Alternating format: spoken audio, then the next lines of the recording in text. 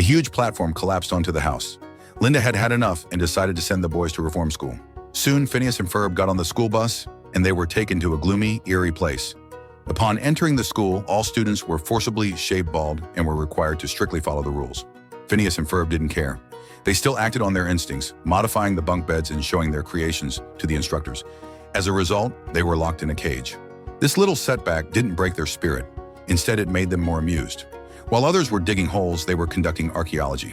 In art class, others could only draw squares, but they created abstract art. While others chipped stones, they carved statues. Unsurprisingly, they were repeatedly locked in cages to reflect. But no matter how mischievous, continuous oppression eventually dulls the spirit. Phineas and Ferb grew numb. Their eyes lost their sparkle. The instructors secretly felt pleased. Meanwhile, Candace enjoyed her free time. She played recklessly, but a sense of emptiness lingered. She remembered the days of loving and fighting with her brothers. So she turned on the TV to pass the time and happened to see a documentary about the reform school. Seeing her brother's blank eyes on screen, she realized it had been a mistake. She decided to bring them back. Candace and Jeremy set off in the flying car, but poor driving caused the car to nearly fall off a cliff. They had no choice but to continue on foot. Finally, they reached the school, but the instructors refused to release the boys.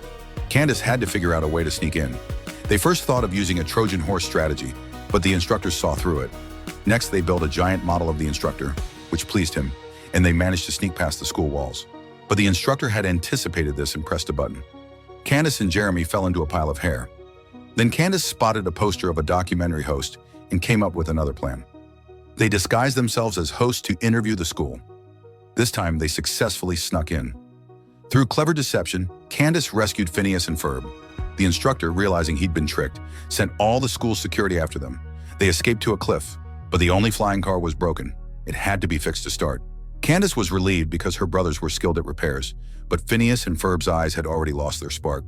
They wouldn't do anything risky. Candace tried to awaken them, but nothing worked. She cried in regret, and unexpectedly, her tears woke Phineas and Ferb. At that moment, the instructor closed in. Suddenly, a giant spider emerged from underground.